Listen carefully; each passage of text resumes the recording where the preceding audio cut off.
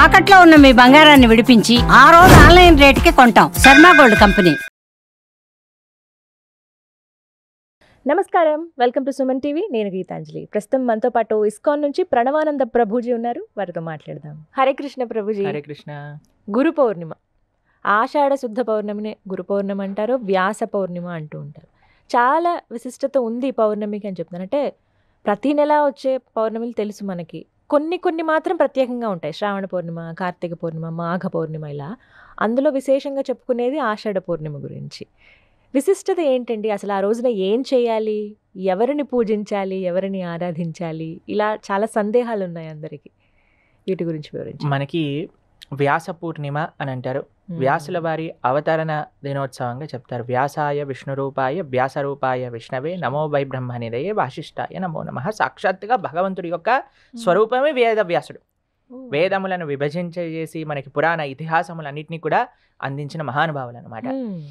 వ్యాస పూర్ణిమ రోజు వ్యాసుడిని వ్యాస పరంపరలో, అంటే సనాతన వైదిక పరంపరలో వచ్చిన వాళ్ళ గురు ఆచార్య పరంపరలో ఉన్న వారిని మాత్రమే ఆరాధన చేయాలి.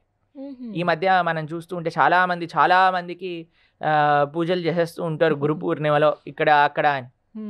కానీ వ్యాసుడి యొక్క మార్గాన్ని, సనాతన వైదిక సంస్కృతిలో ఉన్న వారిని మాత్రమే, సనాతన వైదిక పరంపరను ఎవరైతే నమ్ముతూ ఒక ఆచార్య పరంపరగా అక్కడ ఇక్కడ ఆవిర్భవించిన వారు కాదు, వైదిక పరంపర, ఆ వ్యాస పరంపరలో ఎవరైతే ఉంటారో అటువంటి గురుస్వరూపాలని మనం ఆరాధన చేస్తూ ఉంటాం. మన గురువులని, వ్యాసులని, మన ఆచార్యులని, పూర్వాచార్యులని మనం గౌరవిస్తూ ఉంటాం అనమాట. కాబట్టి ఇది చాలా ఒక సేక్రెడ్, ఒక గురువుని మనము స్మరించుకునే ఒక అవకాశము అని వ్యాసుడు మనకిచ్చిన అంత గొప్ప వాంగ్మయాన్ని. ఇప్పుడు సనాతన ధర్మము అని అంటే వ్యాస వాంగ్మయము. వ్యాసుడు లేనిది సనాతన ధర్మము లేదు. వ్యాసుడు యొక్క వాంగ్మయాన్ని ఒప్పుకోనివాడు సనాతన ధర్మానికి చెందినవాడు కానే కాదు. ఎవరైనా మాకు వ్యాసుడు రాసిన పుస్తకాలు అవసరం లేదండి, గీత భాగవత రామాయణాదులు మాకు అవసరం లేదండి, మాకు ఈ పుస్తకం ఒకటే చాలండి, సారీ సార్, మీరు అసలు హిందువే కాదు, మీరు సనాతన ధర్మానికి చెందిన వాళ్ళు కాదు. Very straight forward definition. నచ్చినా నచ్చకపోయినా వ్యాస వాంగ్మయమే సనాతన ధర్మానికి బేస్, ఇంకా ఏది కాదు. ప్రస్థానత్రయము అని అంటారు. ఉపనిషత్తులు, బ్రహ్మసూత్రములు, భగవద్గీత, ఇవి ఏ సాంప్రదాయానికైనా బేసిక్ ఫిలాసఫికల్ టెక్స్ట్ అన్నమాట. వీటన్నిటినీ అందించిన వ్యాస భగవానుణ్ణి స్మరించుకునే రోజు అనమాట. వ్యాసుడు చేసిన ఉపకారము మహోపకారం అండి. వేదాలను విభజన చేసి వేదాలను స్ట్రక్చరైజ్డ్ చేశారు ఆయన. చాలా మంది వేదాలు రాశారు వ్యాసులు అంటారు. వ్యాసుడు ఏమి వేదాలని రాయలేదు, వేద విభజన చేశారు. 4 వేదములుగా విభజన చేసి, అలానే మనకి పురాణాలు, ఉపనిషత్తులు, బ్రహ్మసూత్రములు, వీటన్నిటిని అందజేశారు అనమాట వేదవ్యాసుడు. అటువంటి వ్యాస జయంతిగా జరుపుకుంటారు. వ్యాసుడిని ఆరాధన చేయవలసినది. దాంతో పాటు వ్యాస పరంపర, ఇది చాలా ముఖ్యంగా మనం బ్రాకెట్ లో పెట్టుకోవాల్సిన విషయం ఏంటంటే, వ్యాస పరంపరను ఎవరైతే వేదవ్యాస వాంగ్మయాన్ని ఆధారంగా చేసుకొని వేదవ్యాస వాంగ్మయాన్ని ప్రతిపాదన చేసిన ఆచార్యులు, ఆ ఆచార్య పరంపరలో వచ్చిన వారిని మాత్రమే వ్యాస పూర్ణిమ రోజు ఆరాధన చెయ్యాలి. వాళ్ళకి చెందింది మాత్రమే ఈ గురు పూర్ణిమ.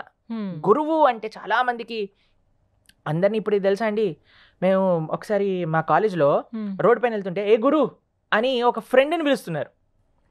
అంత చీప్ అయిపోయిందండి గురువు అనే పదం. గురువు అని అంటే ఎవరైతే జీవుడికి అత్యంత గొప్ప శ్రేయస్సుని ఇస్తాడో అటువంటి వాడిని గురువు అని అంటారు. ఎవరైతే మనకి భగవంతుడిని చూపిస్తారో, భగవంతుడి గురించి తెలియజేస్తారో అటువంటి వాడిని గురువు అంటారు. ఎవరైతే తమల్ని తాము నేనే భగవంతుడిని అని చెప్పుకునేవాడు గురువు కాదండి. గురువు యొక్క లక్షణం ఏమిటి అని అంటే, అయ్యా ఈయన భగవంతుడు, నువ్వు భగవంతుడికి శరణాగతి చెయ్యాలి అని చెప్పేవాడే గురువు. స్తోత్రియం బ్రహ్మనిష్టం అని ఎన్నో లక్షణాలు ఉన్నాయి.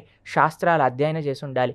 లేదండి మేము శాస్త్రాలు ఏం అధ్యయనం చేయను, నా మనసులోకి వచ్చింది చెప్తాను, సారీ సార్ మీరు గురువు కాదు. లేదండి మేము జస్ట్ ప్రవచనాల్లో చెప్తాం, ఏం ఆచరణ చేయం, సారీ సార్ మీరు గురువు కాదు. అయ్యా మాకేం పరంపర లేదు, మేము స్వయంభూ గురువులము, సారీ సార్ మీరు గురువు కాదు. ఆచార్య పరంపర ఉండాలి. సనాతన వైదిక వాంగ్మయం, వ్యాసులు ఇచ్చిన వాంగ్మయాన్ని బేస్ చేసుకొని మాట్లాడాలి. మాట్లాడటమే కాకుండా దాన్ని ఆచరించాలి.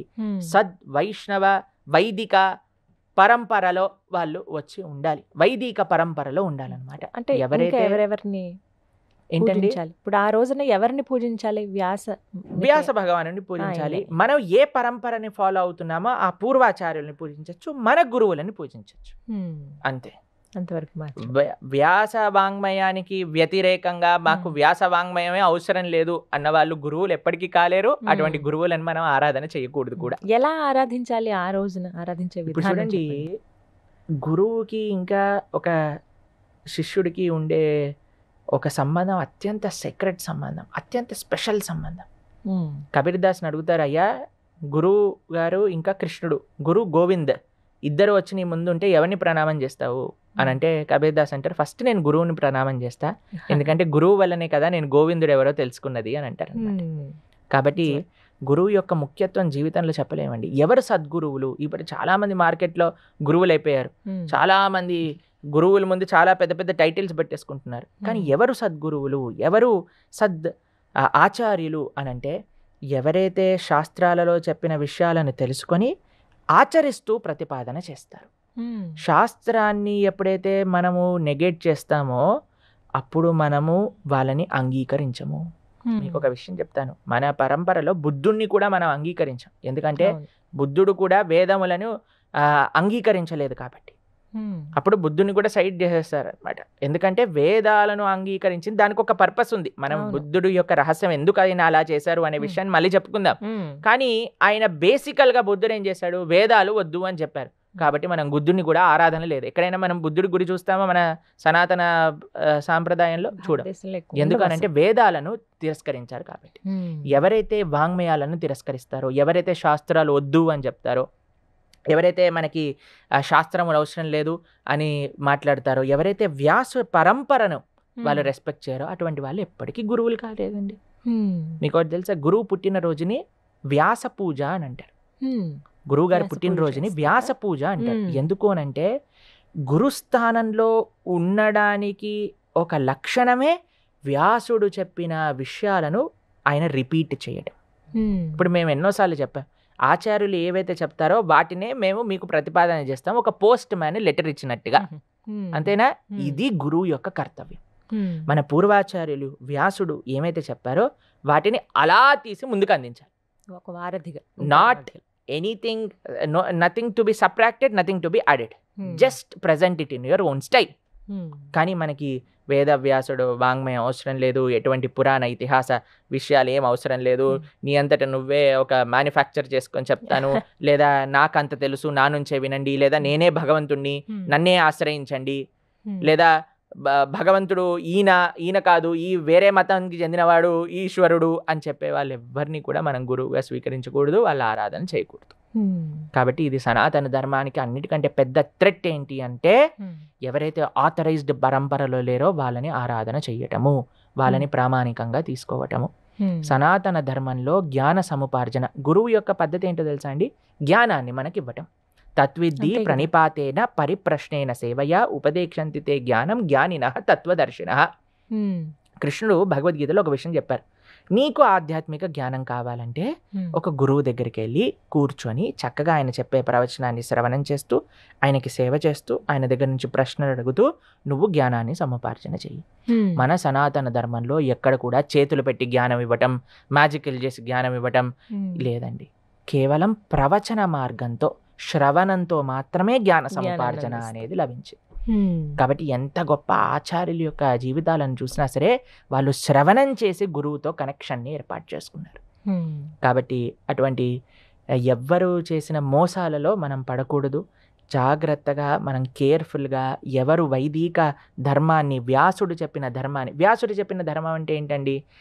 వ్యాసుడిచ్చిన వాంగ్మయంలో, మన వేదములలో, మన ఇతిహాసములలో, మన పురాణములలో ఎవరినైతే దేవుడుగా ప్రస్తావన చేశారో వాళ్ళే మనకి భగవంతులు. కానీ ఇక్కడ అక్కడ వచ్చేసిన వాళ్ళందరూ భగవంతులు కాదనమాట.